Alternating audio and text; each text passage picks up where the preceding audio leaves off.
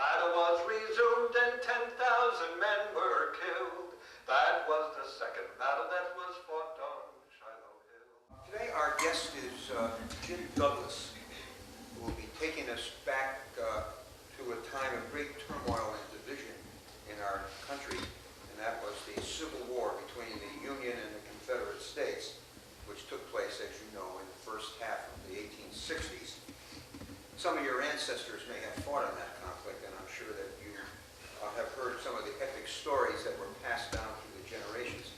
I know that's very true among people living in the South today whose ancestors fought in the war, and there has been, in my experience, some residual bitterness about that, which is carried down through the day. At least that's been my experience. Today we're going to hear about the music of that era. The music which is both sung and played which was sung and played by all groups of Americans from all regions of our young country at that time. Now, Jim comes to us from Sturbridge. Is actually currently a librarian at Nichols College, but he has been a folk singer and historical balladeer for several decades, and he will entertain us with the music of that time, the Civil War time.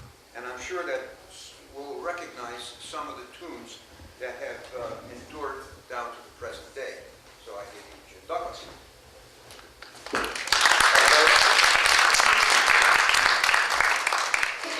Thank you very much. It's a pleasure to be here. I've got a mic going. I guess, is that loud enough? Yes. Oh, yeah. Oh, yeah. It's too loud, let me know. Well, I'm delighted to be here. I'm going to share with you some sounds of history. It's already been mentioned. So let's begin. Let's begin with this. Come, all you bold young heroes, and listen to my song. It is a dreadful story, I won't detain you long. It's about that bloody battle that was fought on Shiloh Hill. It's about that awful struggle that'll cause your blood to chill.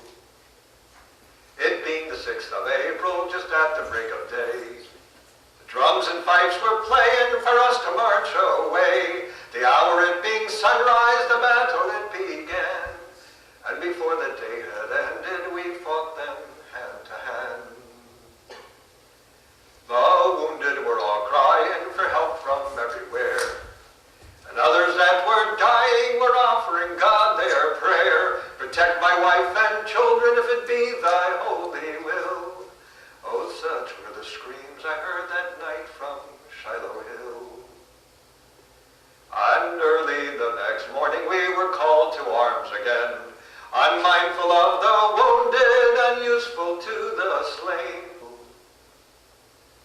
And before the day had ended, the cannon ceased to roar. Thousands of brave soldiers had fell to rise no more. They left their ranks vacant for some other ones to fill. And now their moldering bodies all lie on Shiloh Hill.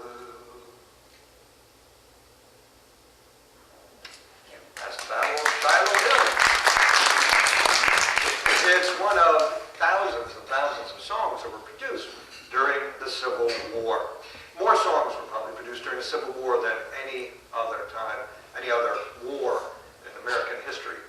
And I got interested in these old songs a long, long time ago. I guess it began even before I was in college, but it certainly was strengthened in college when I was listening to the likes of Peter, Paul, and Mary, and Pete Seeger, and the Kingston Trio.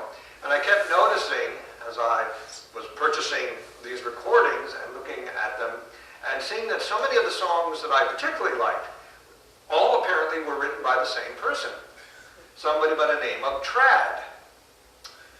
And it took me a while to figure out that Trad was an abbreviation for traditional. Once I understood that, it began me to think, I began thinking about, well, where are these songs coming from? And I did a project in college on songs of the American Revolution, looking through old books and journals, and discovering that they were finding those songs in archives in various places. And so I began to look for those here in New England. When I moved here, I was raised in New York, went out to Ohio for undergrad, came back to the University of Connecticut for a master's in history, and when I got out of that,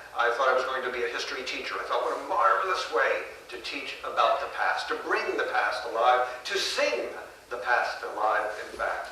And I discovered, as a various number of people have before me, and certainly since, you can tell the whole story of this country, and tell it wonderfully through the songs that people sang.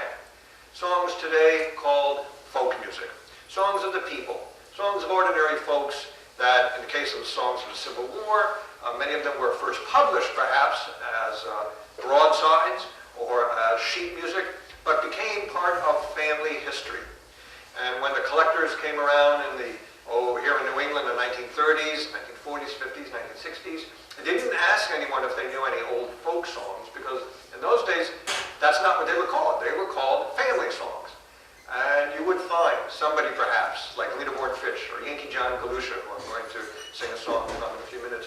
These people sometimes knew hundreds of songs that have been handed down in their family, from their parents, their great-grandparents, and they become part of our musical heritage.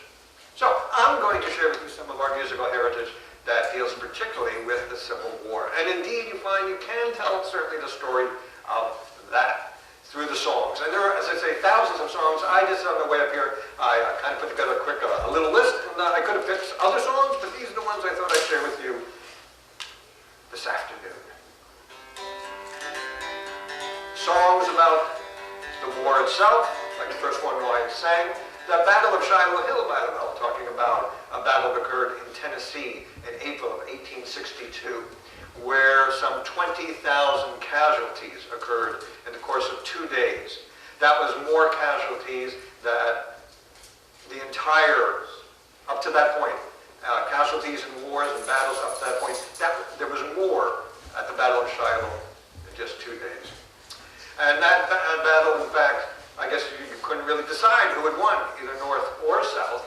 It certainly pointed out to everybody with that number of casualties, this was going to be a long and difficult struggle, which indeed it proved to be. A few months, almost a year before that, folks were going off to war for the first time, both in the South and the North. And they had songs that they, on their lips, as they marched off to war. Nice, bright, very optimistic kinds of songs, like this one, sung down south, about a bonny blue flag. That was the first flag of the Southerners.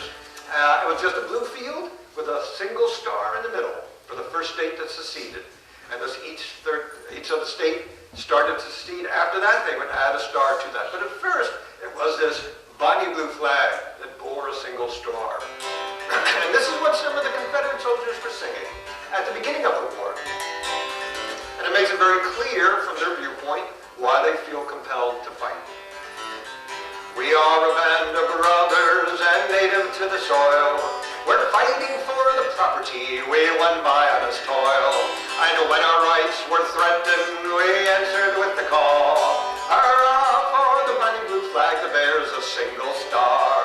Hurrah, hurrah, for states' rights, hurrah! Hurrah for the bonny blue flag that bears a single star. That's a Southern version of a song that was also known up here in the North. And it was not unusual, perhaps, different words to be put to the same tune. We were all Americans. We had pretty much the same musical heritage, and that just dramatizes, again, this brother against brother, father against son, North against South. We knew a lot of the same songs, but we certainly sang some of them differently. If Northerners, say here in Massachusetts, Connecticut, wherever, had heard a Southerner sing that song I just sang, that first verse, they might have answered it with this. We're fighting for the Union, we're fighting for the trust, we're fighting for the happy land where lies our father's dust. It never can be severed, though it cost us bloody war. Hurrah for the good old flag that bears the stripes and stars. Hurrah, hurrah for the Union, hurrah. Hurrah for the good old flag that bears the stripes and stars. You might try that yourselves. It's hurrah, hurrah, hurrah, hurrah. It goes like this. Hurrah, hurrah for the Union,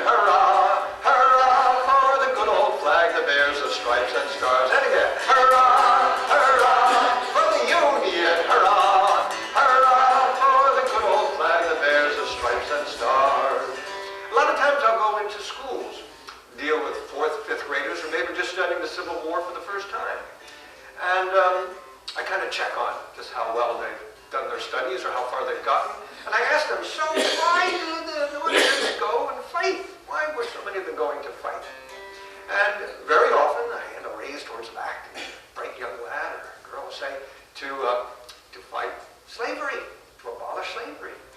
And I have to tell them I wish that was the case. Unfortunately, it isn't.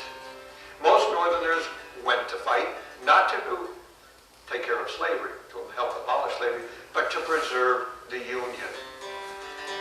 Lincoln himself said, if I could keep the Union together and free the slaves, I'll do so.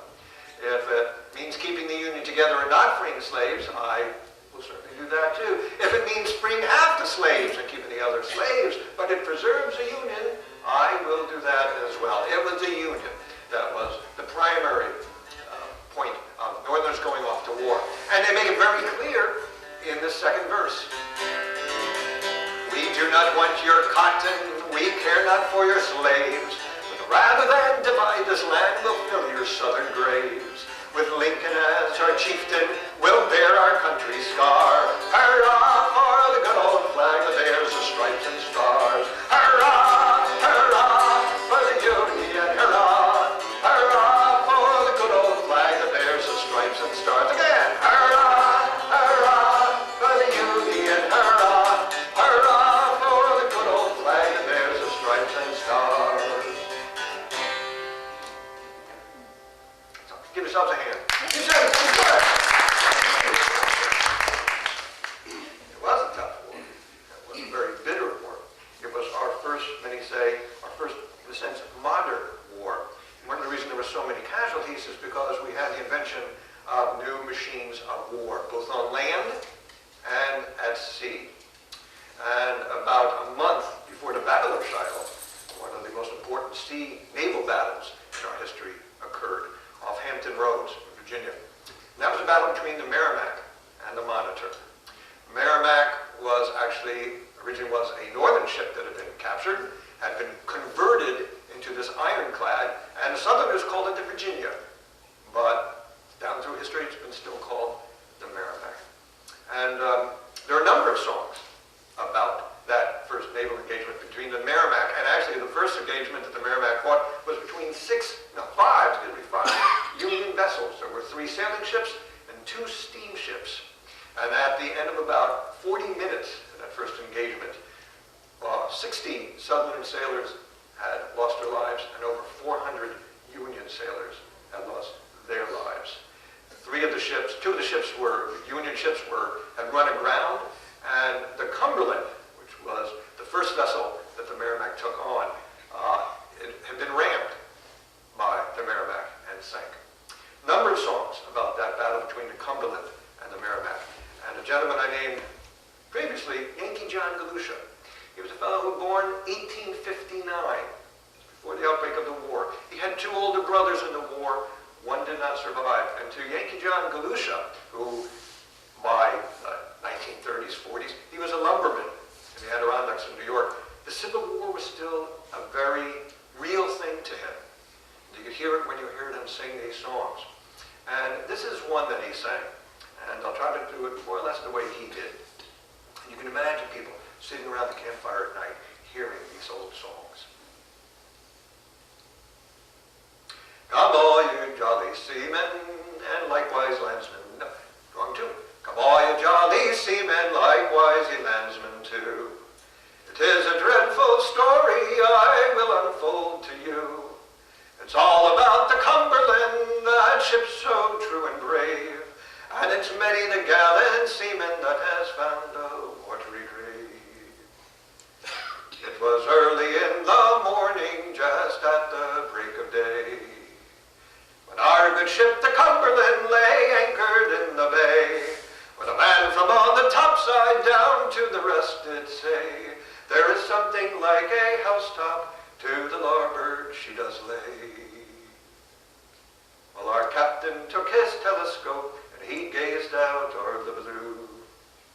And turning to his comrades, his lads were brave and true. That thing you see o'er yonder, just like a turtle's back, that's the cursed rebel steamer that they call the Merrimack. decks were cleared for action, and our guns were leveled true. And still that rebel steamer kept a steamin' o'er the blue. Still she kept a-comin' till no distance did us part. And she sent a ball a-hummin' that stilled the beat of many's the heart. In vain we poured our broadsides into her ribs of steel. And still no breach was in her, no damage did she feel. Up steps the rebel captain in a voice of thunder spoke, "Pull down your Yankee colors, or I'll sink your Yankee boat." Well, our captain's eyes were glistening, and his face was pale with rage. And in a voice of thunder to the rebel captain says, "My crew is brave and loyal, and with me they will stand. And before I'd strike my colors, you can sink me and be damned." Well, that ironclad, she left us 100 yards or more. And the screeching and screaming of her shot, our wooden side she tore. She struck us right amidships, her ram came crashing through. And the waters, they came pouring in on that brave and loyal crew. Well, our captain turned unto his crew, and unto them did say, "I'll not leave the Cumberland while she does ride the wave, but you, my loyal comrades, your lives may sake to save. But I'll not leave my gallant ship, and we'll meet a watery grave." They swore that they'd not leave her, and they manned their guns afresh. And broadside after broadside poured till the waters reached their breast. And as they down were sinking down in the briny deep, the stars and stripes still fluttered o'er the mainmast highest peak. That's Cumberland in America.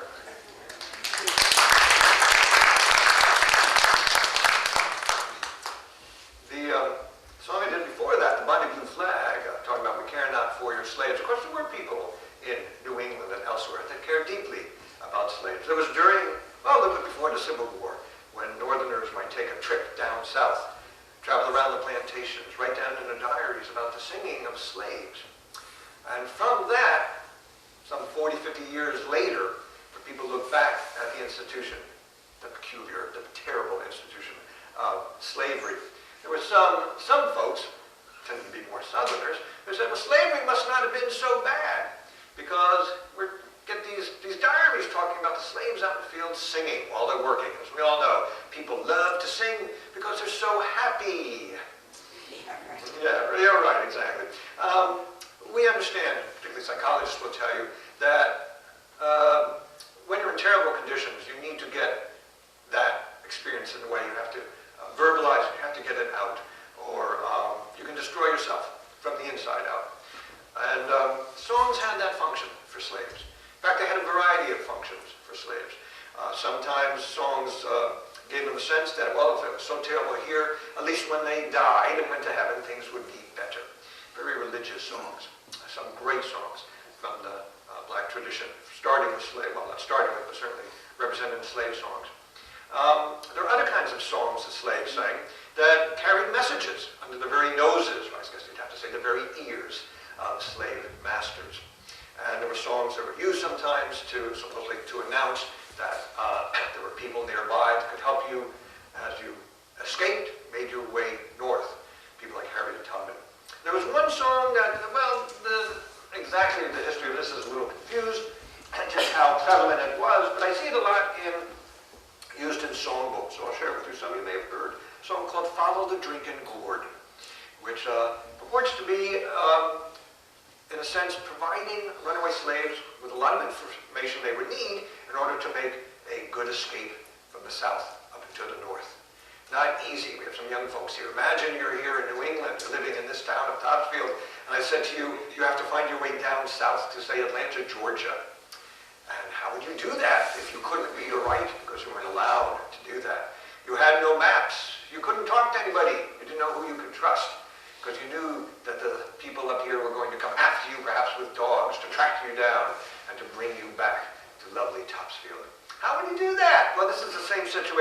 slaves have, only in reverse, of course. They have to find a way from the south up into the north, where for a certain amount of time it would be free, and then once the fugitive slave law is passed, they have to make their way further north up into Canada. Well, this song supposedly was one that could help them do that.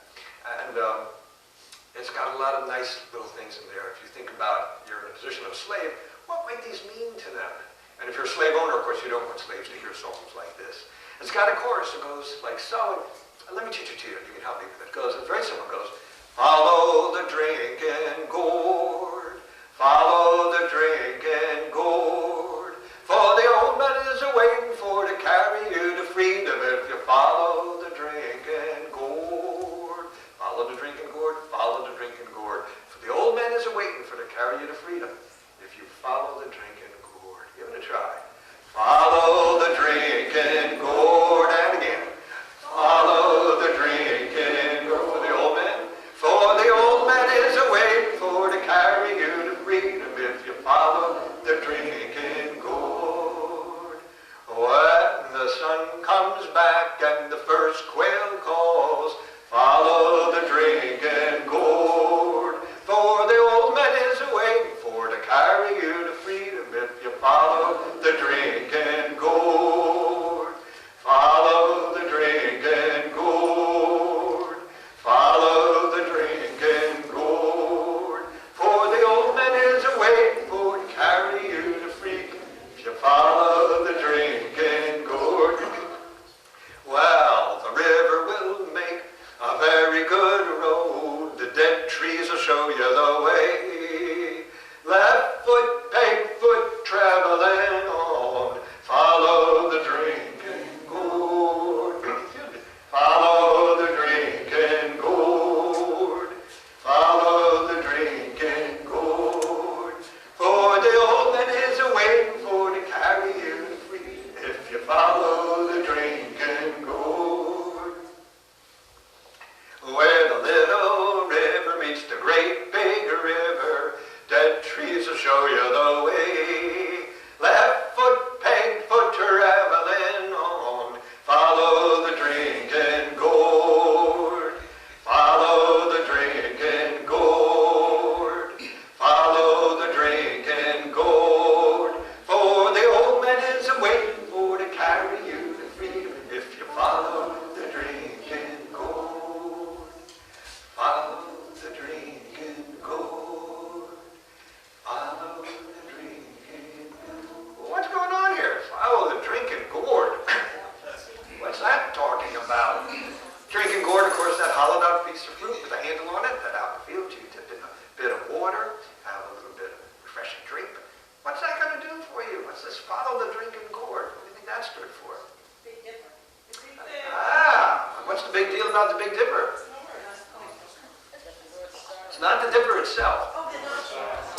Looking at where the two parts of the dipper, if you tilt it over, where the fluid, whatever comes out of the Big Dipper, they point in a straight line, what's known as the North Star. Called that because it looks like it's always traveling north. A way of getting a direction. Songs talks about where the little river meets the great big river. Follow the drinking gourd. There's debate about what those rivers are. Probably the big river, though, is certainly the Mississippi. Little river might be a particular river that formed the boundary between free states, slave states. Ohio River, perhaps. The dead trees will show you a way. Now we need some Boy Scouts, Girl Scouts. What is there? Sorry? Trail markers. Yeah, perhaps drill markers, something else. I've heard something else that makes a little more sense to me. Lichens. Excuse me? Lichens. Lichens and moss, growing on the north side of trees because they don't like direct sunlight. And very often they will draw, southern side of trees gets more sunlight, and so lichen and moss is going to be more likely on the northern side of trees. Another way of getting away. The river will make a very good road is another line in there. Think about that. So you can't be tracked.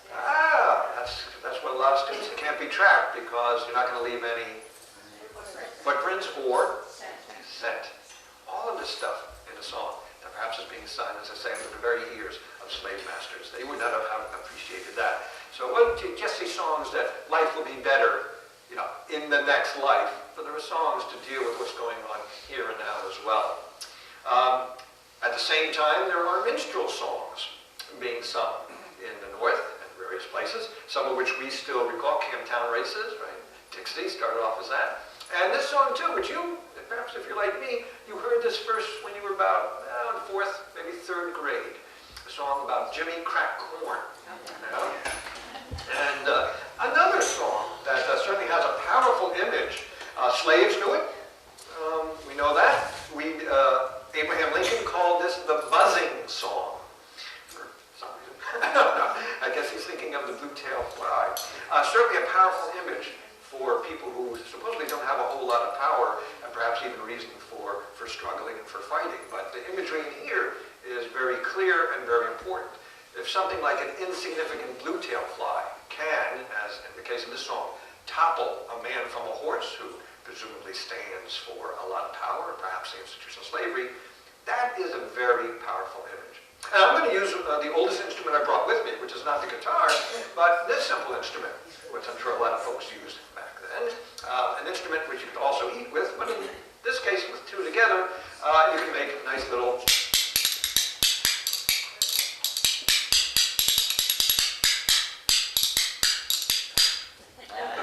something like so. And you can help me with the chorus, which I think a lot of you know. When I was young, I used to wait and master and pass him the plate, and pass the bottle when he got dry, and brush away the blue-tailed fly. Jimmy crack corn and I don't care. Jimmy crack corn and I don't care. Jimmy crack corn and I don't care. The master's gone away. Well, when he'd ride in the afternoon, I'd follow with a hickory broom, the pony being rather shy. When bitten by the blue-tailed fly, Jimmy crack corn and I don't care. Jimmy crack corn and I don't care. Jimmy crack corn and I don't care. The master's gone away. One day we'll riding around the farm, the flies so numerous they did swarm. One chance to bite him on the thigh, the devil take the blue-tailed fly. Jimmy crack corn and I don't care. Jimmy crack corn and I don't care. Jimmy crack corn and I don't care. The master's gone away. While the pony run, he jump, he pitch. He threw my master in the ditch. The jury wondered, beneath his net, and when he and the pony jump, he run, he pitch. He threw my master in the ditch. He died, and the jury wondered why. The verdict was the blue-tailed fly. Jimmy crack corn and I don't care. Jimmy crack corn and I don't care. Jimmy crack corn and I don't care. The master's gone away. Well, they laid him beneath a cinnamon tree. His epitaph was there to see. Beneath this stone I'm forced to lie, victim of a blue-tailed fly. Jimmy crack corn and I don't care. Jimmy crack corn and I don't care. Jimmy crack corn and I don't care. The master's gone away. Oh, Mass is dead and laid to rest. This says all things is for the best. But I'll never forget till the day I die. Oh, Massa, I'm the blue-tailed fly. Jimmy crack corn and I don't care. Jimmy crack corn and I don't care. Jimmy crack corn and I don't care. The master's gone away.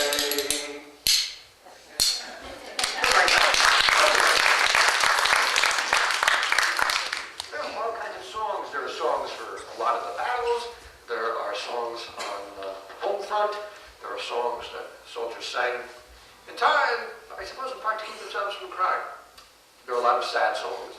Songs of young boys missing their parents and their homes. But sometimes you almost have to laugh at your bad conditions. They're so bad to keep from crying.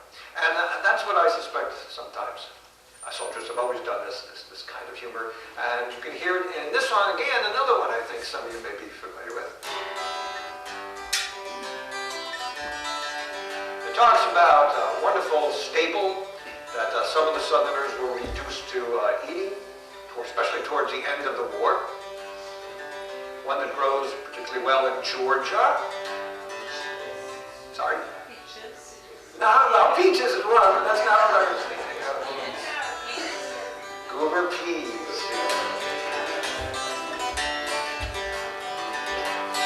Sitting by the roadside on a summer's day, chatting with my messmates, passing time away, sitting in the shadows underneath the trees, wearing out our grinders, gobbling goober peas. Peas, peas, peas, peas, eating goober peas. Goodness, how delicious, eating goober peas. Peas, peas, peas, peas, eating goober peas.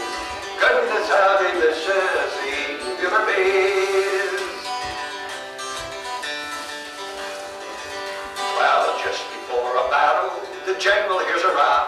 He says the Yanks are coming, 'cause I hear their muskets now. He turns around and wonder, what do you think he sees? It's the Georgia militia eating goober peas. Peas, peas, peas, peas, eating goober peas. Goodness, how delicious, eating goober peas. Oh, peas, peas, peas, peas, eating goober peas. Goodness, how delicious, eating goober peas. Well, the song's about over. It's lasted long enough. The subject's mighty interesting, but the rhymes are getting tough. I wish this war was over, we're free from rags and fleas. We'd kiss our wives and sweethearts and gobble goober peas. Peas, peas, peas, peas, eat goober peas. Goodness, how delicious, eating goober peas. Oh, peas, peas, peas, peas, eating goober peas. Goodness, how delicious, eating goober peas.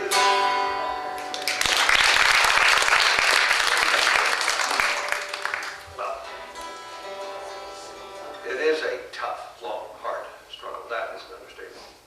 And the songs you see as they're being published are changing a bit in tone, especially those from the South. By the end of the war, at least here in the North, we had the fact that we won. Southerners had given up so much, and in spite of all that, had lost. And you can hear it sometimes in songs like this, which took a popular song, a song that had been sung a little bit earlier, and put a little bit different meaning to it. In 1861, hurrah, hurrah! In 1861, hurrah, hurrah! Well, in 1861, you ought to see the Yankees run to the law field grand when Johnny comes marching home. In 1862, hurrah, hurrah! In 1862, hurrah, hurrah! Well, in 1862, we sure whooped the boys in blue, the law field grand when Johnny comes marching home. And in 1863, hurrah, hurrah! In 1863, hurrah, hurrah! Well, in 1863, there were just as many as there used to be. The law field grand when Johnny comes marching home. And in 1864, hurrah, hurrah! In 1864, hurrah, hurrah! Well, in 1864, it weren't as fun as it was before. The law field grand when Johnny comes marching home. And in 1865, hurrah, hurrah! In 1865, hurrah, hurrah! Well, in 1865, oh, thank God if we were alive, and we'll all feel grand if Johnny comes marching home.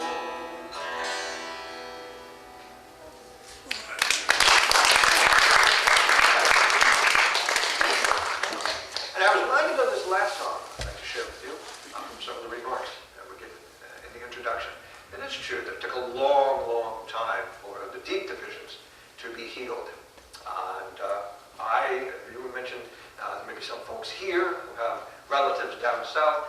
When my mother's grandparents married, she was a Southerner, he was a Northerner, and her family was very much against this, for the simple fact that he was a Northerner. It took until the birth of their first child before they would talk to their daughter. And this is decades and decades after the event itself. And you can hear the bitterness, certainly, in the songs like this last one I'd like to share with you. It's probably the bitterest song I know of from the American tradition, and, well, for good reasons. Oh, I'm a good old rebel. Well, that's just what I a damn. I'm glad I fought against it, I only wished we'd won. I don't want no pardon for what I am or done. I hates the Constitution, this great republic too. I hate the Freedmen's Bureau in uniforms of blue. I hate the ugly ego with all its brag and fuss, and the lying, thieving Yankees. I hate them worse and worse. I followed old Marse Robert for 3 years thereabout. Got wounded in 2 places and starved at Point Lookout. I caught the rheumatism at camping in the snow, but I killed a lot of Yankees. I wish I killed some more. 300,000 Yankees lie stiff in southern dust. We got 300,000 before they conquered us. They died of southern fever and southern steel and shot. I just wish it was 3 million instead of what I got. I can't take out my musket and fight them no more. But I ain't gonna love them, and that's for certain sure. And I don't want no pardon for what I done or am. And I won't be reconstructed, and I don't give a damn.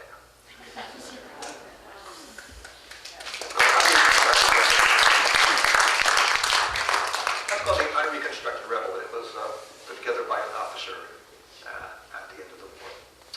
Another one of thousands of songs, as I say. This is just a small sampling from the 1860s. Do you have any questions about the songs or observations or anything you want to? Yeah. Were there any special songs that were contributed, let's say, by Irish brigades? Oh gosh, yes. Oh gosh, yes. German brigade. The German ones I don't know, but the Irish Brigade, the Fighting 69th, a variety of them.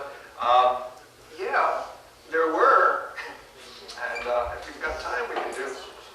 And many of the composers of these songs, the songs that actually some that I sang, like the Mighty Blue Flag and others, they were actually either just straight over from Irish, or they were descended from Irish folks.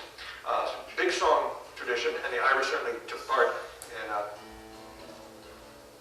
in the fighting. And one that well, I know a number of them, but we'll try this one. I haven't done this one in a while, and we'll see how it goes.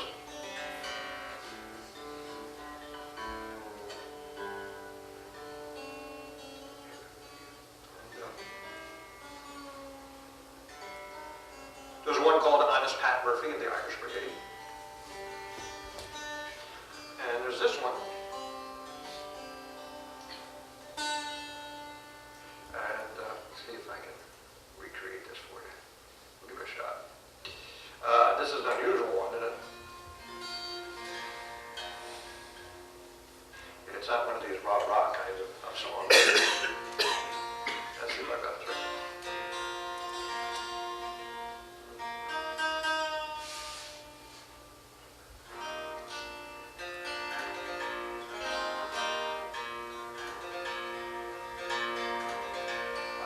I'm going to bring it up a little bit. Excuse me. I wasn't quite thinking of this.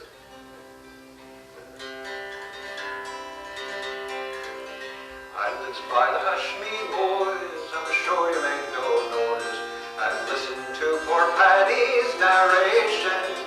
For it was by hunger pressed and in poverty distressed, I left this poor Irish nation. And this hear me boys, my advice to America, I'd have you not be common, for there's nothing there but war where the murdering cannons roar, and I wish I was at home in dear old Erin. Well, I left my little land and my little motherland. See now?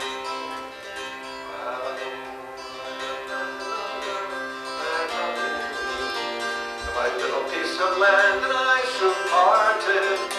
I love my sweetheart Biddy McGee, who I'm sure I'll never see. For I left her there that morning broken hearted. And this hear me boys, do take my advice.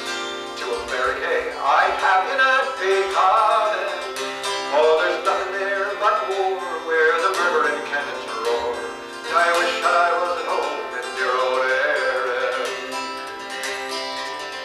Well, these 700 more to America sail o'er, our fortunes to be making, we was thinking. When we arrived in Yankee land, they put a gun into our hands, saying, Paddy, you must go and fight for Lincoln. And this year, me boys, do take my advice.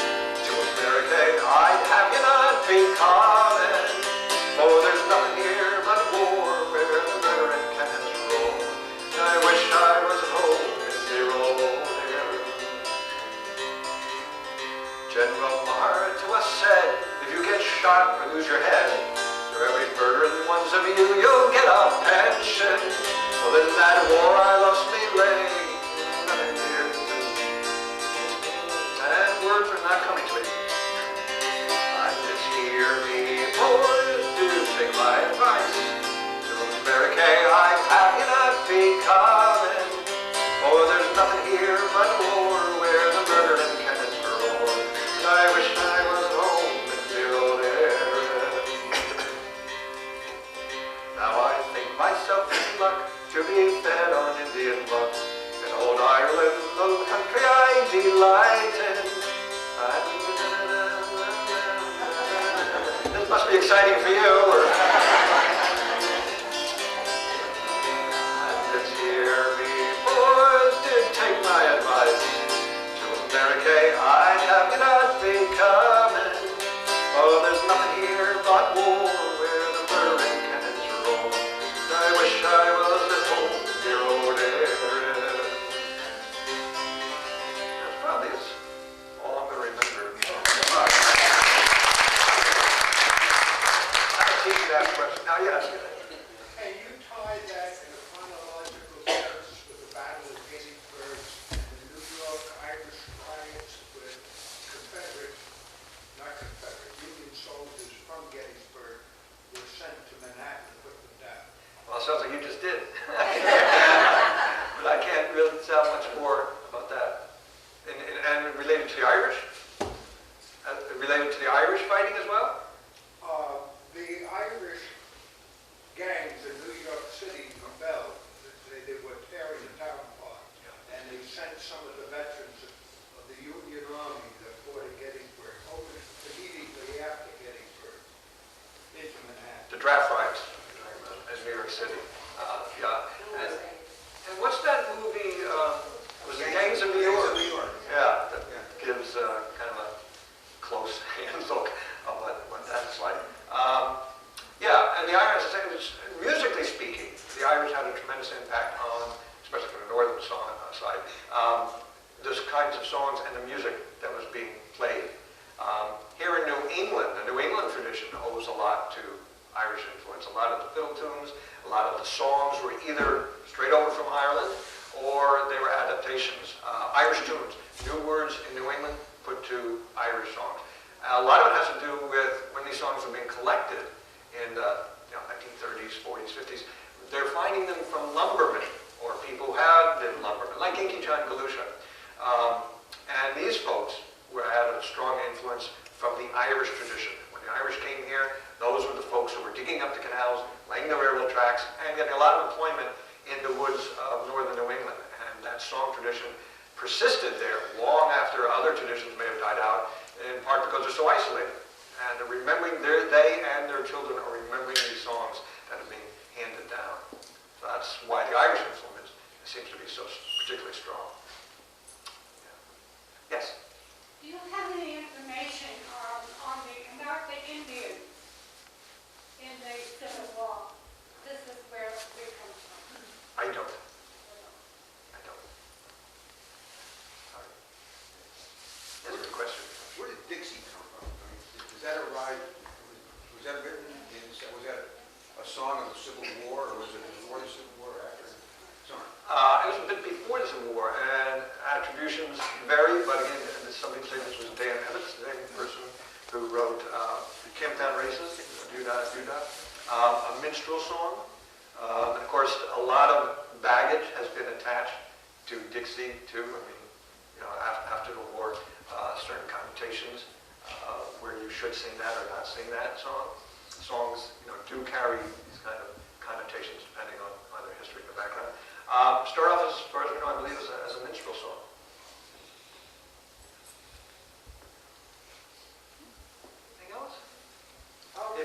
the Sixth Cavalry. Isn't there an Irish tune? I understand it's an Irish flag. And I'm blinking, there is a Gary Owen, I believe is a tune, that it's the seventh cavalry, isn't it? Yeah, the seventh. Yeah, associated with that. Again, Irish influence. Irish influence. And they're not just in the Civil War songs, we see it going as far back as the songs of the American Revolution as well. French Canadians? Any French Canadians? Strong tradition in the mills out in New England, because after the New England ladies left, Irish came in, and as they started to be pushed out or moved out and moved up society, French Canadians came in, and then Eastern Europeans came in.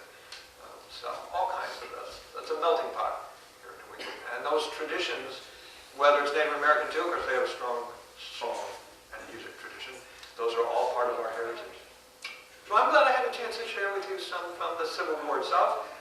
Your local library, I'm sure has a variety of books. If you're interested in these things, want to know more about specific songs or more songs, the local library I'm sure has a pretty nice collection. That's a big popular area, songs of the Civil War.